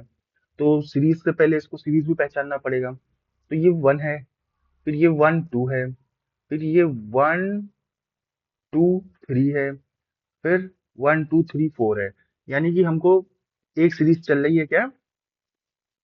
1, फिर 1 से 2 तक चली, फिर 1 से 3 तक चली, फिर 1 से 4 तक इसी तरह चल रही, 1 से 5 तक चल रही है। तो हमको नंबर ऑफ टर्म्स कितने रखने हैं? 28 रखने हैं। तो पहले में तो ये एक ही टर्म था, इसमें 2 टर्म है, इसमें 3 टर्म है, एंड इसमें 4 टर्म है, इसमें 5 टर्म है। हमको नंबर ऑफ टर्म्स कितने? 28 रखने हैं। तो अभी तक नंबर ऑफ टर्म्स कितने हुए? 5 4 9, 9 3 12, 12 3 15 टर्म्स हुए हैं। तो अब 1 से लेके 6 तक इसमें कितने? 6 टर्म हो गए, तो 15 6 21 टर्म्स हो गए। अब 1 से 7 तक टर्म्स कितने हो गए? यहाँ पे 7 टर्म हुए, तो 21 7 28 टर्म हो गए। यानी हमको इस सीरीज की जो है सम निकालना है। ये सीरीज कैसे लिखा है? 1 लिखा है देखिए, फिर ये 1, फिर ये 1 से 2 वाली सीरीज चली है ये, फिर 1 से 3 वाली सीरीज ये चली है, और ये 1 से 4 वाली सीरीज ये चली है। एंड इसी तरीके से हमको वैल्यू अब सबको प्लस करना है। प्लस करने के लिए क्या करेंगे? इनको एक सेकेंड हम सही जगह पे डायरेक्शन में फिक्स कर लेते हैं एक जगह, ताकि पता चले। अब इसको तो 1 ही लिख लेते हैं। इसका सम क्या होगा? 3 होगा। इसका सम क्या होगा? 1 से लेके 3 तक जोड़ना है, तो सीधे सीधे 3 2 5 1 6 होगा। अब 1 से 4 तक कितना होता है? 1 से 4 तक या तो आप जोड़िए, या तो ये वाला फॉर्मूला लगा लीजिए, N N plus one by two वाला। तो सीधे सीधे क्या हो जाएगा? 10 हो जाएगा। 1 से 5 तक करना है, तो एन एन प्लस वन वाला फॉर्मूला लगा लीजिए, तो ये 15 हो जाएगा। 1 से 6 तक इसी तरीके से क्या हो जाएगा? 21 हो जाएगा। एंड 1 से 7 तक क्या हो जाएगा? 7 इंटू 8 वो 28 हो जाएगा। ठीक है।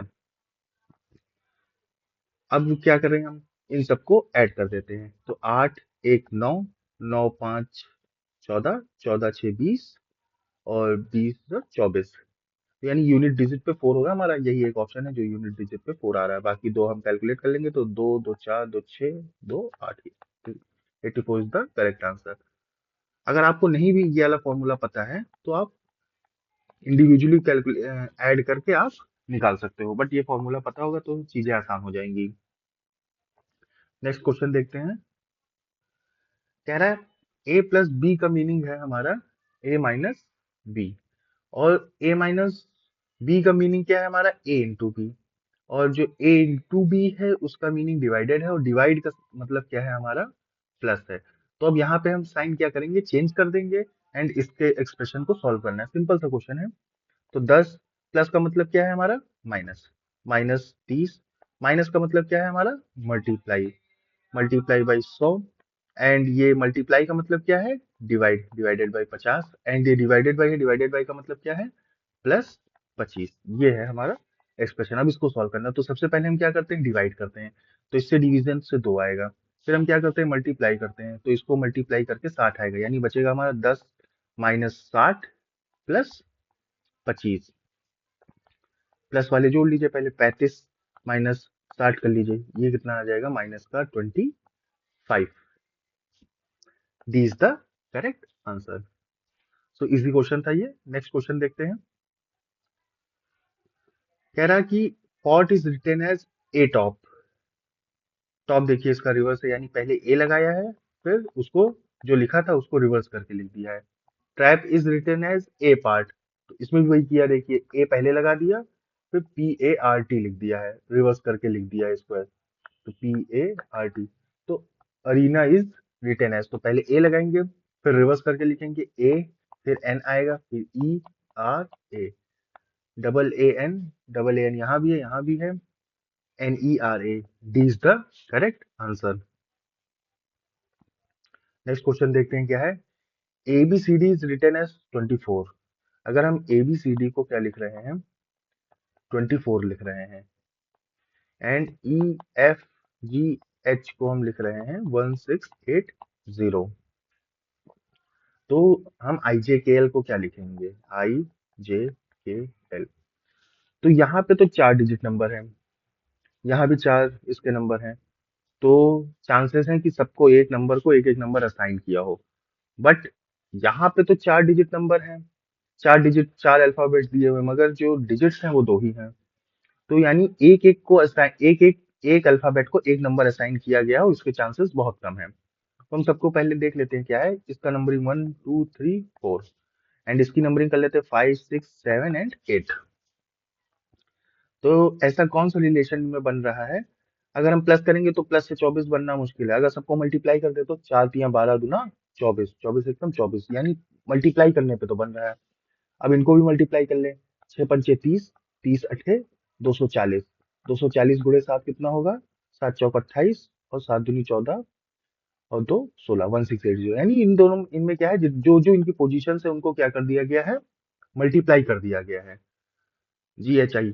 अब यहाँ आई की वैल्यू क्या होती है? आई की वैल्यू होती है 9, J 10 होता है, K 11 होता है एंड L 12 होता है। अब इन सबको मल्टीप्लाई करना है।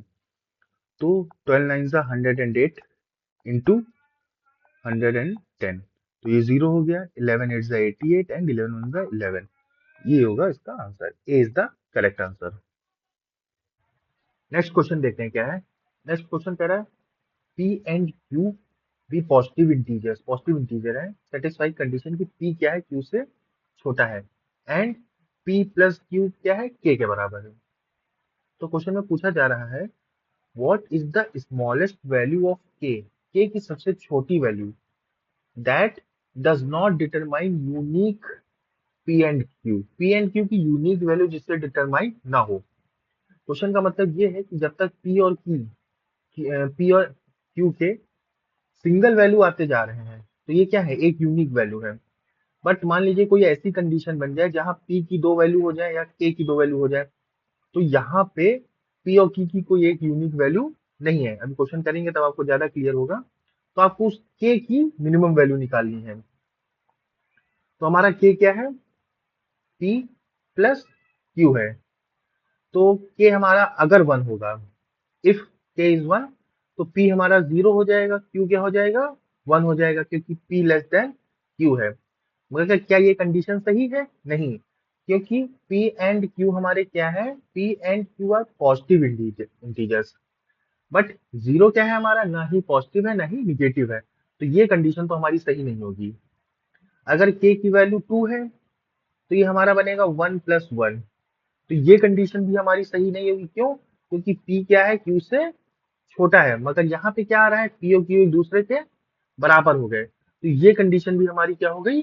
गलत हो गई। अगर K की वैल्यू हम 3 लेते हैं तो P की वैल्यू क्या होगी? 1 होगी और Q की वैल्यू क्या होगी? 2 होगी। तो यहाँ पे जो है यूनिक वैल्यू निकल आई। देखिए पी, ये कंडीशन हमारी क्या हो गई, सही हो गई। दोनों कंडीशन हमारी सेटिस्फाई कर रहा है, पी क्यू से छोटा है और दोनों क्या है, पॉजिटिव इंटीजर है। अगर के की वैल्यू 4 हो गई तो एक वैल्यू हो जाएगी 1+3। ये वाली चीज तो दोनों कंडीशन को सेटिस्फाई कर रही है, लेकिन अगर हम 2+2 लेंगे तो ये वाली इस कंडीशन को सेटिस्फाई नहीं करेगी। तो यानी इसमें एक ये वाला कंडीशन सही है, कंडीशन बना, और एक ये वाला कंडीशन बना। अभी भी देखिए पी और क्यू की क्या है, एक ही एक वैल्यू निकल के आ रही है। यहाँ भी पी की वैल्यू क्या है, एक है 1, और क्यू की वैल्यू एक है 2। यहाँ भी पी की वैल्यू 2 निकल के आई थी, पी की वैल्यू 1 हो सकती थी, पी की वैल्यू 2 हो सकती थी, मगर जस्ट क्योंकि ये सेकंड वाली कंडीशन सेटिस्फाई नहीं हो रही, तो पी की भी एक ही वैल्यू है अभी और क्यू की भी एक ही वैल्यू है। तो अगर के हमारा 5 है तो पी की वैल्यू 1+4 हो सकता है, कंडीशन सेटिस्फाई हो रहा है। 2+3 भी हो सकता है, ये भी कंडीशन सेटिस्फाई हो रहा है। तो यहाँ से हमको ये पता चला कि ये पी की कितनी वैल्यू है, पी की 2 वैल्यू है, क्यू की कितनी वैल्यू है, 2 वैल्यू है। तो यहाँ से हमको ये पता चला कि यहाँ से पहला कंडीशन बना है कि ये जो है does not determine P and Q uniquely, यहाँ पी और क्यू यूनिकली डिटरमाइन नहीं हो रहे हैं। तो के की सबसे छोटी वैल्यू जिसके लिए P and Q uniquely determine नहीं हो रहा है वो क्या है, 5 है। तो 5 इज द करेक्ट आंसर। तो ये क्वेश्चन में एक बात हो रही थी। नेक्स्ट क्वेश्चन देखते हैं क्या है। कह रहा है टोटल कॉस्ट ऑफ 4 ऑरेंज, कितने का, 4 orange plus 6 mangoes plus 8 apples, ठीक है। 4 orange, 6 mangoes and 8 apples is equal to लगा दिया, ट्वाइस है, यानी ट्वाइस कर दिया हमने। कितना टोटल कॉस्ट ऑफ कितना, 1 ऑरेंज प्लस 2 मैंगो है प्लस 5 एप्पल है। अब इनको हम सॉल्व कर लेते हैं, तो सॉल्व करने पे आएगा 5, 10 एप्पल ये है, 8 एप्पल है, यानी 2 एप्पल हो गए। और ये 6 मैंगो है, यहाँ 4 मैंगो है, तो माइनस के 2 मैंगो हो गए। यहाँ पे 2 ऑरेंज है, यहाँ 4 ऑरेंज है, तो माइनस के 2 ऑरेंज हो गए, इक्वल टू 0। तो यहाँ से जो कंडीशन बन के आई, ये 2 2 2 कैंसिल आउट हो गए, यानी एप्पल इज इक्वल टू क्या हो रहा है, ऑरेंज प्लस मैंगो। ये जो है कंडीशन हमारी बन के आई जो क्वेश्चन में गिवन है। अब इसके बेसिस पर दो स्टेटमेंट है। तो पहला स्टेटमेंट देखिए क्या कह रहा है, 3 ऑरेंज 5 मैंगो एंड 9 एप्पल। तो इसको भी हम उसी तरीके से लिख लेते हैं, 3 orange plus 5 mango plus 9 apples, ये किसके बराबर है, 9 orange 6 mango and 8 apples, 9 orange 6 mango and 8 apples. अब इसको भी हम सॉल्व कर लेंगे, तो ये हो जाएगा हमारा क्या, एप्पल, और ये हो जाएगा ओ इधर जाएगा, तो ये हो जाएगा ऑरेंज प्लस मैंगो, ये हो गया हमारा। तो देखिए कंडीशन क्या हो गई, सेम कंडीशन जो क्वेश्चन में दी गई थी वही कंडीशन लौट के आ गई, यानी पहला स्टेटमेंट हमारा क्या है, सही है। दूसरे स्टेटमेंट में क्या कह रहा है कि total cost of 1 orange and 1 mango, 1 orange and 1 mango is equal to cost of 1 apple, is equal to cost of 1 apple. तो यही चीज हमारा देखिए गिवन था। तो दोनों चीज, दोनों स्टेटमेंट में सेम बात कही गई है, बस घुमा घुमा के कही गई है, तो इसका आंसर भी क्या होगा, बोथ होगा। नेक्स्ट क्वेश्चन देखते हैं क्या कह रहा है हमारा। नेक्स्ट क्वेश्चन कह रहा है कि 3 नंबर्स हैं एक्स वाई जेड, 3 नंबर्स क्या हैं, एक्स वाई और जेड, जो कि फर्स्ट 7 नेचुरल नंबर्स में से हो सकते हैं, 1 2 3 4 5 6 और 7। इस स्टार्टिंग के 7 नेचुरल नंबर्स में से 3 नंबर एक्स और वाई जो और जेड जो है सेलेक्ट किए जा रहे हैं। इसमें हमको कंडीशन कौन सी सेटिस्फाई करानी है, X is greater than 2 Y is greater than 3 Z, ये हमको कंडीशन सेटिस्फाई करानी है।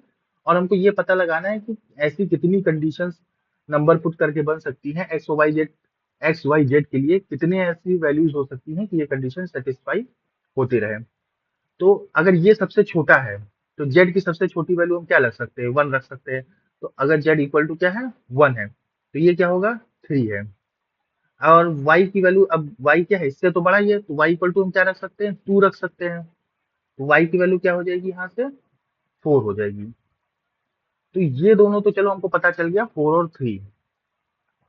तो अब x की वैल्यू हम क्या क्या रख सकते हैं, 4 से बड़ी कौन कौन सी वैल्यू है, 5 6 और 7, यानी x की वैल्यू क्या हो सकती है, 7 भी हो सकती है, 6 भी हो सकती है और 5 भी हो सकती है। तो ये तीन केसेस बन के आए कि 7 ग्रेटर देन 4 ग्रेटर देन 3, है ना, 6 ग्रेटर देन 4 ग्रेटर देन 3 और 5 ग्रेटर देन 4 ग्रेटर देन 3। तो ये तीन कंडीशन तो बन के आ गई कि ये तीन कंडीशन सेटिस्फाई करेगा।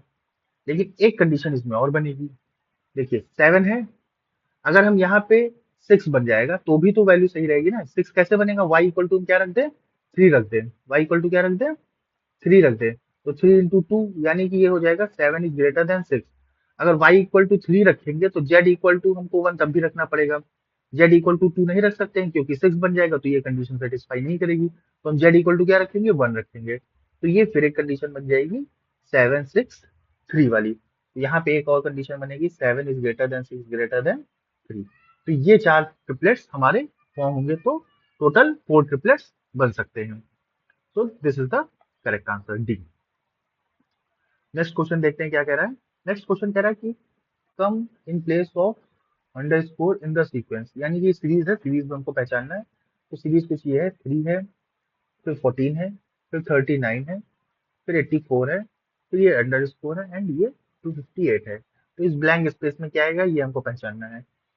तो इसमें क्या हो सकता है, 3 चौक 12 इंटू 4 + 2, 14 3 42, नहीं, इंटू 3 - 3 मल्टीप्लाई का तो ये सीरीज चल नहीं रहा, तो मल्टीप्लाई समझ में नहीं आ रहा, तो हम सीधे सीधे इनके बीच का डिफरेंस लिख लेते हैं। यहाँ डिफरेंस है 11 का, यहाँ डिफरेंस है 9 में से 4 गया 5 बचा, 3 में से 25 का।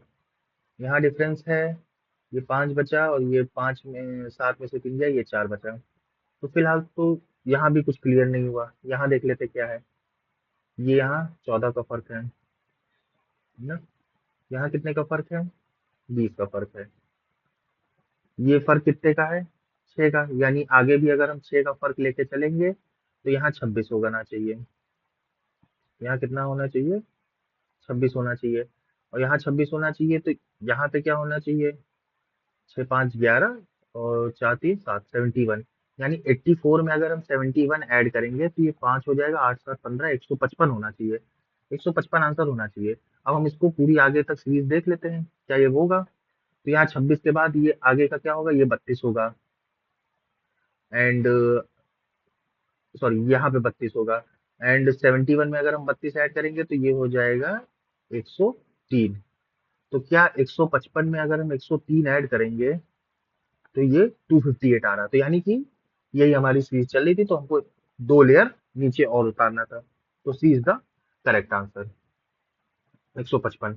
डिफरेंस लिया हमने एंड तब भी नहीं क्लियर हुआ तो एक बार और डिफरेंस लिया, फिर भी नहीं क्लियर हुआ तो हमने यहाँ पे एक और लेयर पे 3 लेयर पे डिफरेंस ले लिया, तब हमको क्लियर हो गया सीरीज क्या चल रही है। तो कभी कभी 3 लेयर 4 लेयर में उतारना पड़ जाता है क्वेश्चन को, अगर मल्टीप्लाई काम नहीं कर रहा है तो, मल्टीप्लाई डिवाइड नहीं काम कर रहा है तो यही करेंगे हम लोग। नेक्स्ट क्वेश्चन देखते हैं।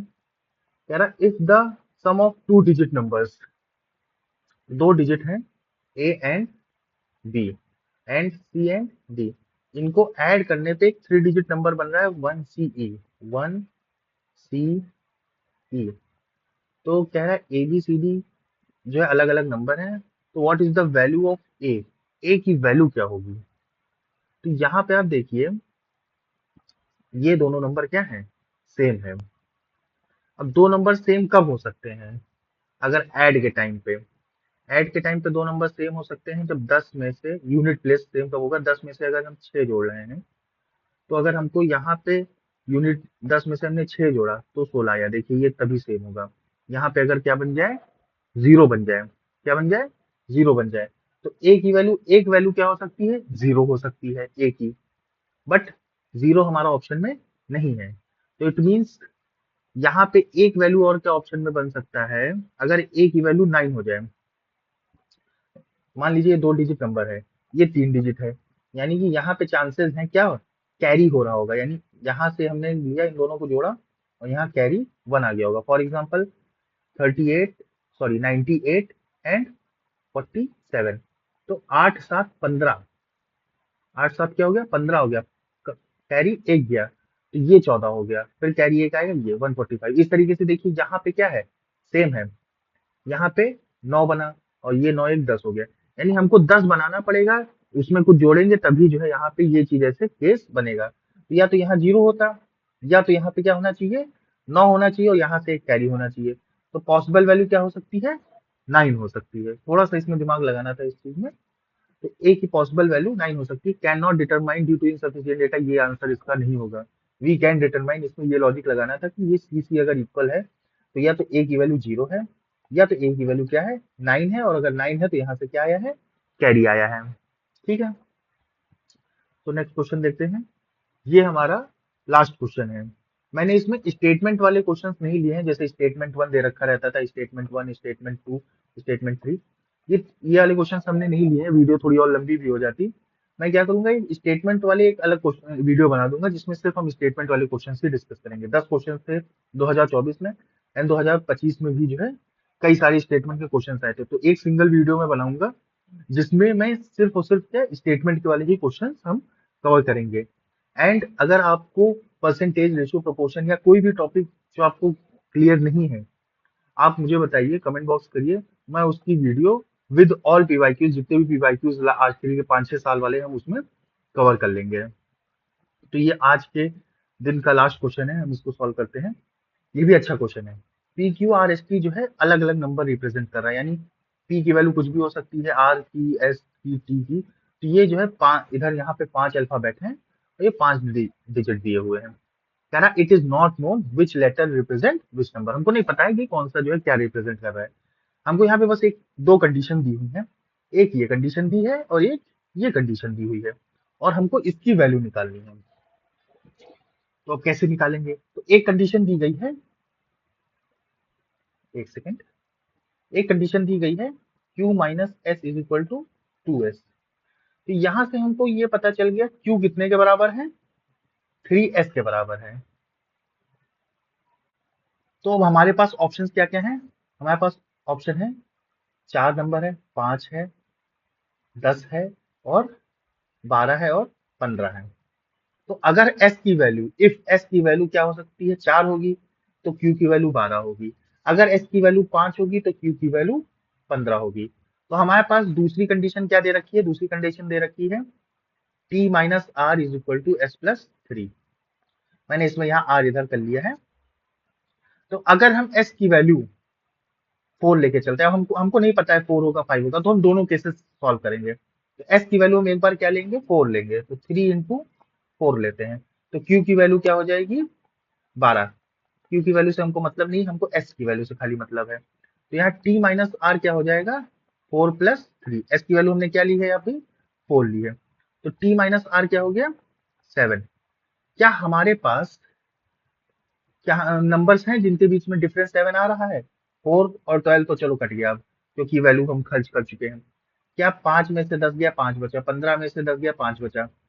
तो यहाँ पे कोई ऐसा जो है हमको नहीं दिख रहा है नंबर कि दो वैल्यू के बीच में नंबर डिफरेंस क्या आ रहा हो, 7 आ रहा हो। तो 4 तो वैल्यू नहीं हो सकती है।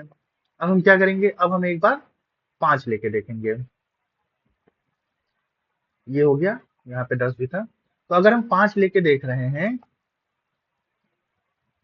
तो s की वैल्यू 5 है, तो q की वैल्यू क्या हो गई, 15 हो गई। क्या था, q इक्वल टू 3s था ना, तो s की वैल्यू हो गई 5। तो अगर s की वैल्यू 5 है तो ये दोनों हम तो खर्च कर चुके हैं। हमारे पास इक्वेशन क्या थी, t minus r equal to s plus 3। s की वैल्यू 5 है, यानी t माइनस आर क्या है हमारा 8 है। यानी ऐसे दो नंबर जिनके बीच का डिफरेंस क्या होना चाहिए, 8 होना चाहिए। देखिए मिल गए हमको 12 और 4, यानी t की वैल्यू 12 है, r की वैल्यू 4 है, तो दोनों बीच में डिफरेंस 8 आ रहा है।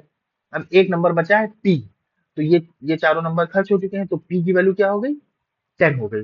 अब हम यहाँ पे वैल्यू रख देंगे, p की वैल्यू क्या है, 10 है, r की वैल्यू क्या है, 4 है, माइनस t की वैल्यू क्या है, 12 है, तो माइनस 12, यानी 14 में से 12 गया, 2 बचा। So this was about the 2024 CSAT के मैथ्स के क्वेश्चन थे। मैंने थोड़े बहुत रीजनिंग के भी क्वेश्चन डाल दिए थे। तो देखिए, आप क्वेश्चन कोई भी इतना कठिन नहीं था कि आप अटेम्प्ट ना कर सकें। आप नंबर सिस्टम लेके चलते, नंबर सिस्टम आप पढ़ते जाते, लेकिन 2024 में परसेंटेज एंड रेशियो प्रोपोर्शन के लगभग 7-8 क्वेश्चन जो पूछे गए हैं, आपने देखा कितने इंपॉर्टेंट रहे हैं।